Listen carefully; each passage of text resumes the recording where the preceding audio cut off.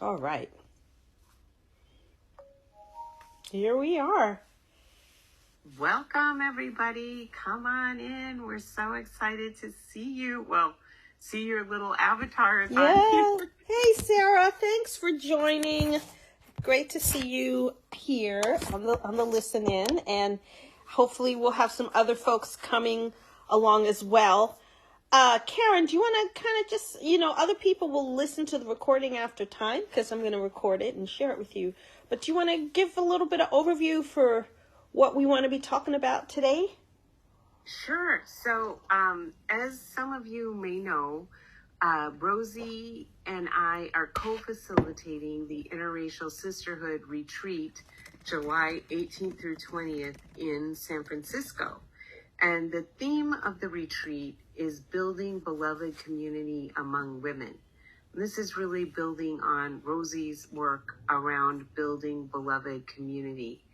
And so we're having a series of conversations. This is the second one where we're talking about the principles of beloved community and what they look like, what they feel like, and how they apply to the work that we do with women. Mm-hmm. And do you want to add something that I might add is, and I hope people can hear me across the platforms, but the thing that I want to add is a lot of us inherently know what it means to have a best girlfriend and to be in that really, really beautiful space of sharing. But there's a lot in society that forces us into places of competition and scarcity and either or, yes, no. And it happens at the individual level, but it also happens at the community level. And sadly, when race intersects or class or culture, it often ends up happening at the systemic level as well. And so I'm of the belief that if we can begin to heal our innermost circles, which is our relationship with ourselves and those close to us, that we can then start to really build the kind of coalitions and strength we need to affect the positive sort of change that we know we need in so many parts of our global experience. So that's the tee up for that. And Karen, are you ready? Should we start? I am ready. All right. I am so ready. Okay, yes, great. You. And again, I'm recording this and we will post the audio file. Maybe I'll figure out a way to overlay some images of flowers in the field or soothing visuals to keep us keep our blood pressure down, because these are just really extremely tense times. Except let's also give thanks today for the Supreme Court ruling that upholds the access to the abortion pill, because that was a unanimous decision by the Supreme Court. Karen, I don't even know if you've seen that news item, but that is something to truly celebrate. I'm actually kind of astonished that SCOTUS did something positive for gender rights and for reproductive freedom. So just take a minute to applaud that before we start. Yay! Applause. Insert applause here. Okay. So we were talking last time about beloved community, and I explained that the Harvard philosopher Josiah Royce had coined the term in the early 1910s, and Reverend Martin Luther King Jr. picked it up as the main cornerstone of his philosophy during the civil rights movement, that we could really create beloved community. And I read that beautiful quote last time, which, I won't go back into today. But, and then once Martin Luther King Jr. was assassinated, the Buddhist monk Thich Nhat Hanh picked it up as his cause to push forward. And beloved community has, we found through the work of a scholar and religious leader named Dr. Author Wright. She actually wrote down 25, or she notated 25 qualities of beloved community, and we decided to hone in on 20 of them. in our 4-part series. So we looked at 5 of them last time, and if you haven't had the chance to hear that, you can go to Karen's LinkedIn and find the link. But today we're doing an audio one, and I think we're going to be able to allow people to jump in with questions and comments as well. Am I right on that, Karen? Is this Yeah. like, this is live interactive radio? So thanks to those of you who've popped on live, and we'll jump right in. So, a beloved community tolerates ambiguity, and it realizes that sometimes a clear-cut answer is not readily available. So, I'm going to start with you, Karen. What do you think about that aspect of beloved community? Does it feel accessible to you? Does it feel comforting, frustrating, perplexing? Again, that beloved community, this mindset or framework, way of being, tolerates ambiguity and realizes sometimes a clear-cut answer is not readily available. Wow, Rozie, that has been a big learning curve for me, I have to say, as a white woman activist, that, I'll be like, we have to end police brutality. There's got to be like a clear path to ending police brutality. And I show up at the meeting with that kind of urgency and that, like, we can fix this energy.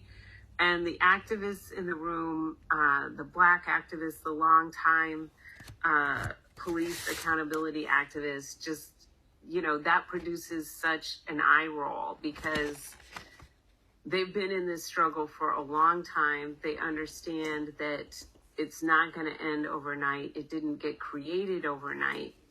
And you have to have some tolerance for ambiguity and not having this 3-point plan that's going to fix everything kind of mentality. That's been a big thing that I had to learn.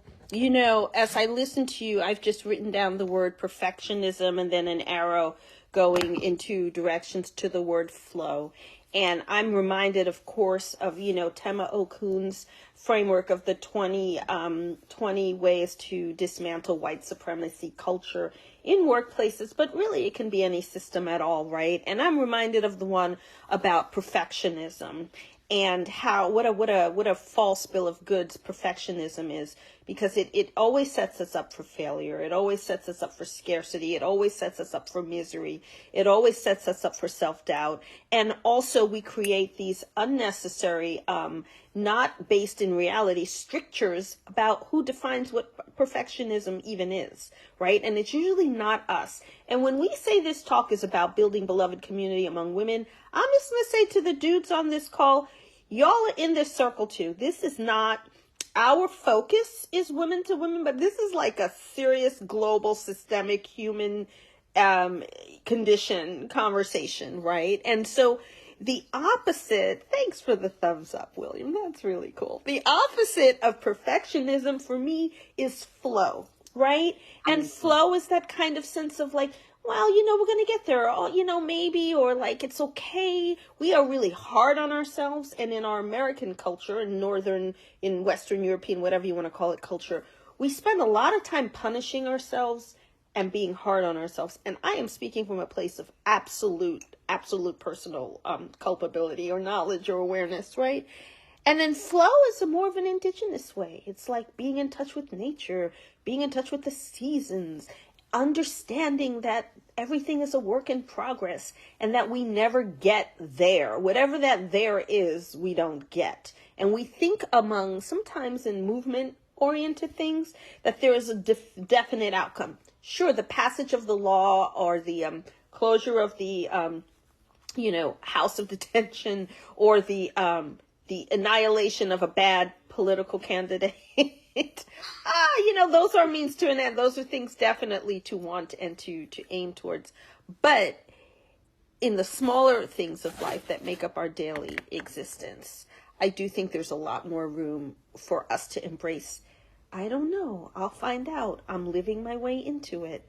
We're all in this together. It actually can create a sense of shared reliance upon each other rather than the sort of individualist, I'm going out on it on my own thing, which I think is one of the big scourges that we deal with in society. So that's my thought about that one.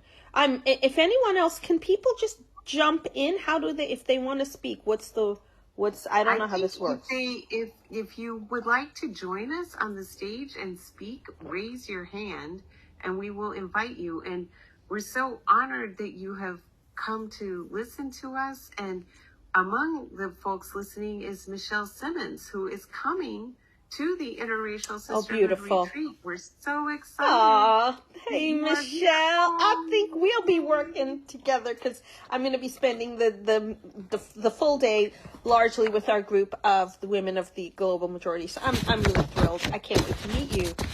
So if you have anything, we're going to keep chatting along. Those who know me know I love to talk, and I've done radio and TV a lot. So this is like my jam. I'm really in a good space having this conversation, and definitely welcome your thoughts and insights as well. So please raise your hand as you would like. And hello to Melissa M. I'm not sure which Melissa M that is, but hi. I'm happy to have you here. The next tenet of beloved community that I would love to bring into this conversation is beloved community builds increasing levels of trust and works to avoid fear of difference and others. So let's talk about that. Trust and the avoidance, hey Tashelle, the avoidance of fear and difference. So fear and difference on one side, bad, bad, bad. Trust, beloved, beloved, good. What do you guys say? Yes, I think that is so important. And what's really coming up for me here is Audre Lorde, when she taught us,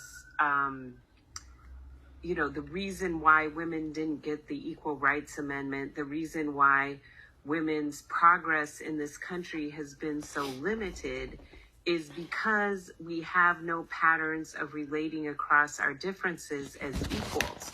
And so every time we get together to try to create social change, the people with more privilege wind up harming, women with more privilege wind up harming women with less privilege, and then we break apart. Mm-hmm. And so we never really fully come together. And she said, the master's tools will never dismantle the master's house, that we have to work on this relationship piece, and that we have to create patterns of relating across difference as equals and use our differences not as reasons for splitting apart, but as fuel for our creativity, listening to each other's experiences and building from that a truly, truly welcoming movement where women of all ages, races, sexualities, trans women, everyone is welcome. There's some areas, I completely agree with you. And in the practice that I build through Brave Sis Project, we are often talk about the difference between being nice and being kind. And fellas, I'll give you a little insight to female psychology in late stage capitalism America. But you probably know is that we are conditioned to be like the hens in the hen house, like plucking at each other to see who the big rooster's gonna pick, right? And so we have this built-in societal dialogue and narrative around competition. And that's based, I'm going to just get a little theoretical here. That's based in scarcity. It's based in competition. It's based in the patriarchy. It's based in, capitalism. Like, well, if you buy this beautiful cream, you're going to be beautiful and you're going to get that man. And that's the way, even those of us who reject that, that's still the waters we swim in societally, based on what we see in the media, based on all the classic movies, the love songs, and everything. So we come out of the bat in a place of competition. And trust has got to be, in my opinion, something that you deliberately choose, elect to do, elect to build beloved community, elect to work collaboratively. This is why people like the Combahee River Collective, of which Audre Lorde was a member, they, in the 70s, in response to the second wave feminist movement, which was mostly white feminists, except for Shirley Chisholm, right, to most extent, right, ignoring the long legacy of uncomfortable and abusive relationships between white mistresses on the plantation and their enslaved women. I get into all of this in another talk, which we won't. I can share the link, whatever. But because of this, we have this need for the Black women in the 70s to come together and build a different kind of collective. And how interesting that was mostly a lesbian group, right? The founders, the sisters, and these other people, because they were removing the male gaze from part of their goal.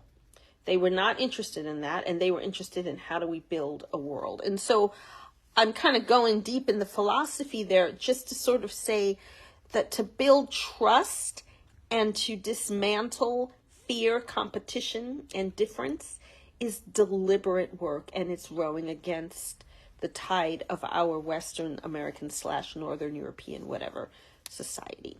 So I love that one as a concept. I will add one piece that I think is important and hard to attain in this circumstance is the fear of difference in others when we come to class difference. That's where Rozie, did we lose you? Are you still here? I'm here. Can you hear me? Your audio cut out. Oh, well, I don't know what to say about that. I'm here. I will speak for just a moment while you're talking. Can you hear me? I think another aspect, what was really coming up for me as you were speaking just now, Rozie, is how in our interactions today, it's not just Rozie and me, right, in the interaction, in our interracial interaction, but it is our ancestors who are in that interaction.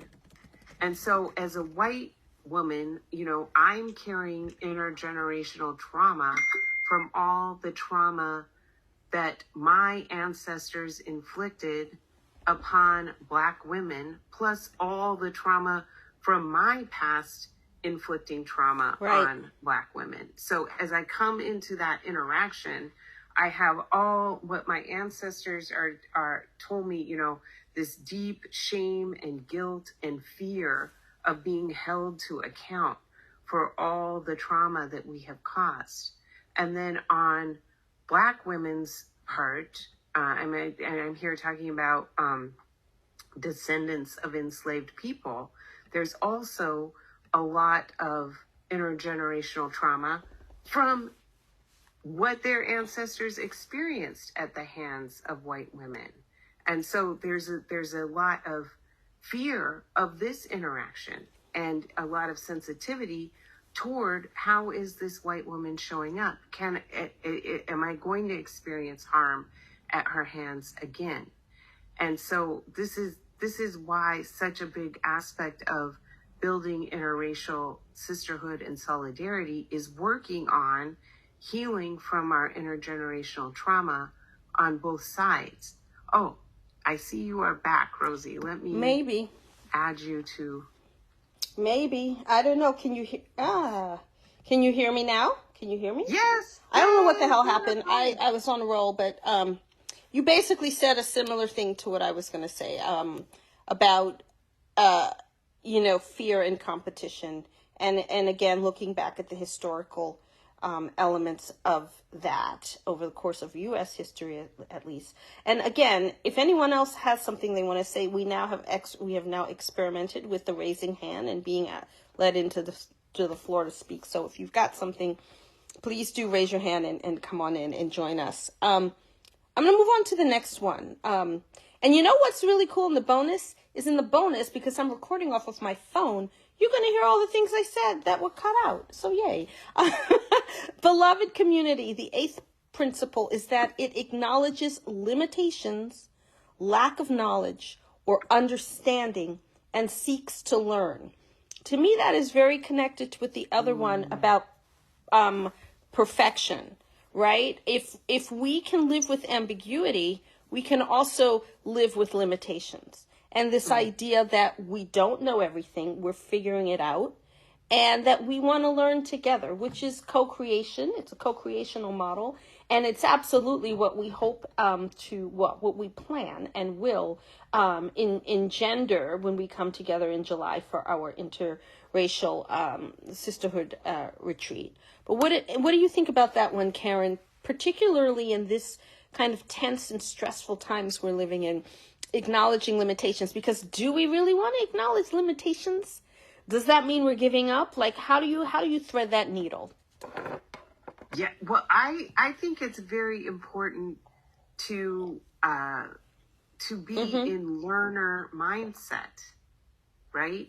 To understand, yes, why does this seem so difficult? Because we haven't done it before.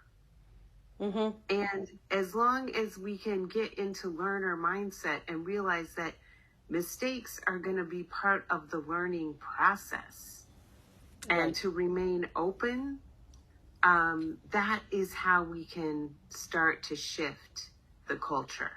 Yeah.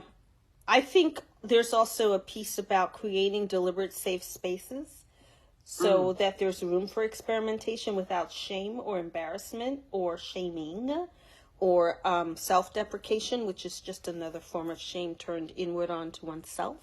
And again, that's one of the things I'm excited about with our retreat, is that, I said it's a retreat. We leave behind the daily grind and the daily hell of the news cycle and everything else that we're contending with, to give ourselves the grace of trying to co-create or begin envisioning what a different mode of operation can look like, what different friendships and relationships and collaboratorships and allyship, to use that elusive word, can look like. And I think that there's a lot of value in making those spaces. I also think people, even if you're not able to join us, which we hope you can and will, that I also think a lot of these questions are things we can reflect upon in the intimacy of our own spaces and bring forward in the way we show up in the world. Yes, beautifully said, Rozie. Thank you. Thanks for that heart. That's awfully nice. So the 9th of 10, right, we're doing 5 today. And what I'll probably do is I'll read the other 5 from last week as well. So those who weren't with us last week can sort of like start to see how all of these come together. The next one is: beloved community acknowledges conflict or pain in order to work on difficult issues. Hit it, girl. I hear you snapping your fingers. Yes. I love that so much because, for most of my life, I've been conflict avoidant.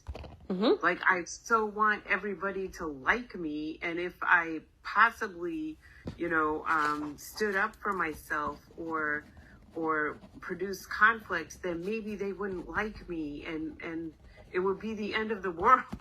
And in so doing, in avoiding conflict, we create so much more harm, when actually conflict can be a very productive tool for liberation. That is true. I'm writing down a word. I wrote down a sentence as I was listening, because I think this is one where binary thinking gets us into the most trouble, right? Because there's this idea that if you're conflict avoidant, that the opposite of that is like conflict enamored, right? And we see that in movement spaces a lot, where it's like coming in, all, I don't want to use that expression. I'm trying to think of another one. Coming in on the horse, like charging with the smoke coming out of its nose, right? And like the fight is the fight. And what I often tell people is, it might feel good to fight with someone and punch them in the mouth, but all you're going to get is bloody knuckles and an enemy. And so this is where I really, really rely on the teaching of someone like Dr. Loretta Ross, who speaks about a calling in mindset as opposed to a calling out. If you're not familiar with Dr. Loretta J. Ross, just please go look her up on the Google. She's got actually a calling in course beginning imminently, and it's only $5, and it's a pretty interesting way of resetting your mind around that. So I think conflict and pain are important not to ignore, because then they become elephants in the room, and we become so in love with the idea of white comfort, which is an exponent of white fragility, that we don't ever get to any sort of radical candor or honest truth and feedback. So that's where the trust comes in. If you can build really trusting, loving, deliberate circles with people, then you can get into some of the meaty, juicy, grisly stuff together, which is what we have to do to make change in the world. So again, for me, it's like, don't be conflict avoidant, but don't be like conflict, enshrouded, but like, if we really are here to produce beloved community, that means care, and care is really important in the piece. It's not a debate. It's not a battle royale for who wins the most points by hitting the most dings. It's like, how do we win together by building a different world? Because the one we're in right now has too many problems to sustain itself as it is going, in my opinion. Yes, I love that, Rozie. And how can, instead of being conflict avoidant or conflict enamored, can we be conflict healthy? Yeah. Conflict acknowledging, conflict, what's the word I even want to say? Permeating, like move through it like a rainstorm. I live up here in Seattle. We can't use umbrellas here. If you carry an umbrella in Seattle, people know you're a tourist, and they kind of like giggle and chuckle at you, right? And so like we just learn, you have a hood, you have a raincoat with a hood, and if it's raining, you just walk. You get wet and you'll dry. And I think that we'd all do a lot better in moving towards the notion of beloved community if we accepted a little bit of that reality when it comes to conflict. So a lot of these topics today are really connected in a way. And the last one that I thought we'd bring in, and again, if you have a thought of it, thanks for listening in, first of all. And if you have, unlike a podcast, you can raise your hand and be brought into the conversation if you would like. So please do avail yourself of that opportunity if it is of interest, or you feel super fired up by something we're saying, or you're like, I don't agree and I have a different point of view. We're not conflict avoidant. The last one is beloved community speaks truth in love, always considering ways to be compassionate with one another. That's my favorite one. What you got, Karen? Oh, yes. Say it again. That Yep. was so beautiful. Beloved community speaks truth in love, always considering ways to be compassionate with one another. Oh, I love that one. Yep. I love that one so much. Yep. Because I definitely feel like in movement spaces, there's often so much, we're called into movement because we've been traumatized, and we don't want others to experience the same trauma that we've experienced. And so we're trying to prevent it from happening to other people, but oftentimes we haven't fully healed from our own trauma. That's right. And then there's a miscommunication, or someone's, some kind of interaction that goes off the rails, and it causes this big fracture, when actually, if we could just remain compassionate with each other and remain, that no one is perfect. We're all human beings living in a very challenging time. And the most important thing is to see the humanity in each other. That would just change the dynamics tremendously. Yeah. I mean, this is one where I think our Buddhist monk, Thich Nhat Hanh, really, and forgive me, I never pronounce his name correctly. So if there's a practitioner who wants to correct me, I welcome it. But this is where I think his teaching really shines so strongly, is because throughout the course of his life, in true Buddhist style, fashion, really believed in the love of every creature, including the non-human. And that was one of the pieces he brought in to beloved community in building out the concept, was this idea that it actually extends to non-human as well. And, as we say, some people might say, oh, that sounds really insane and not really rational. But think about, as I said the last time, if you have a favorite pet that you like to, be with your dog, like me with my little Pippa, you feel that sense of flow and deep, deep love. And like, to me, Karen, that's like the only thing that I really care about or want in life. Like, that is the most important thing to me, is that feeling. And if I may, I want to read again what I read last week, which was Martin Luther King Jr.'s quote about the goal of beloved community in his mind. And he said, "The end is redemption. The end is the creation of a beloved community." It is this type of spirit and this type of love that can transform opposers into friends. It is this kind of understanding and goodwill that will transform the deep gloom of the old age into the exuberant gladness of the new age. It is this love which will bring about miracles. And I mean, I just need to read that every day, because I'm not a practitioner of this. I blow it every day. I get mad. I feel the opposite of love. I feel a lot of spite. Because I'm not perfect, and I admit it. I'm like totally, but I keep trying for it. I keep aspiring to it. I keep leaning into it and hoping for it. So that's really just some thoughts about how one can interact with those teachings. Before we go, because it's a little hard over audio. I know it's easier when you can see the people and really kind of get a sense. Let me just read the 5 we looked at last week, just to give you all something else to ponder upon. And it was that beloved community offers radical hospitality to everyone. It is an inclusive family rather than an exclusive club. It recognizes and honors the image of the divine in every human being.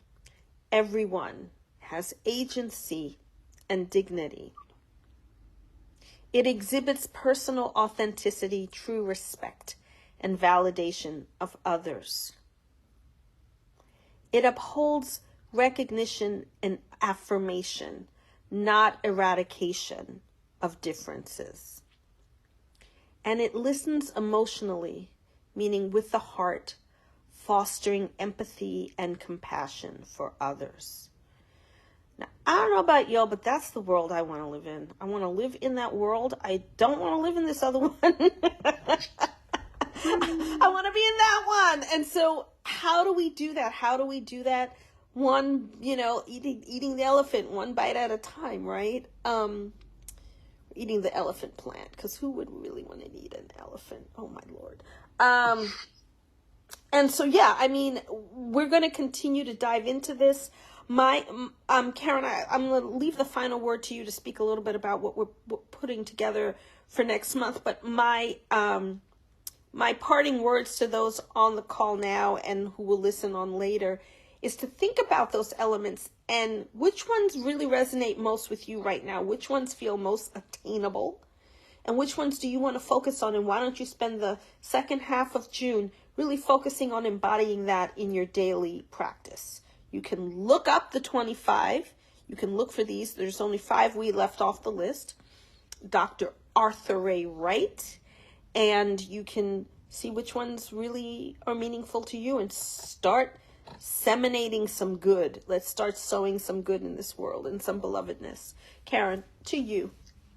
Yes, and I will be following up. I've been noting who is here, and I will message you with the Arthur E. Wright Principles of Beloved Community link, as well as the link to the Interracial Sisterhood Retreat, which I'm so excited to bring to life with Rozie, July 18th through 20th here in San Francisco at the beautiful Hotel Kabuki. We have amazing women from all over the country, including someone who's listening right now.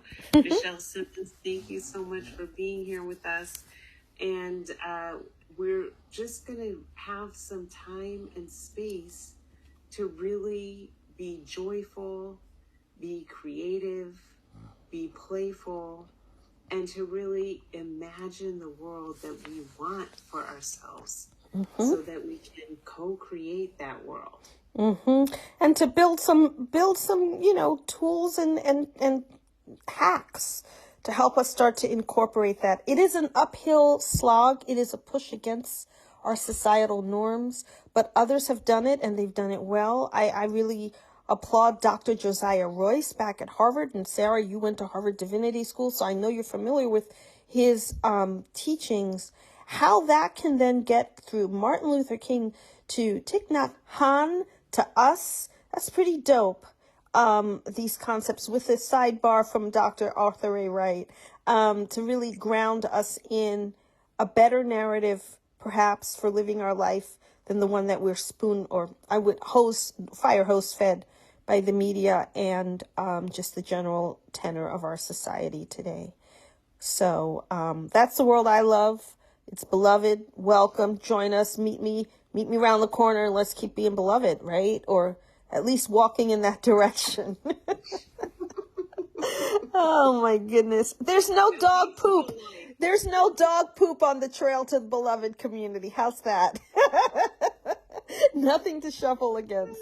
All right. Wait, one final thing that really stands out is how Dr. King did not imagine success as destruction of the opponent, right? Right. That's not the goal. Right. The goal is to win the opponent over to your side. That's right. The goal is to reconcile and be in beloved community with the opponent.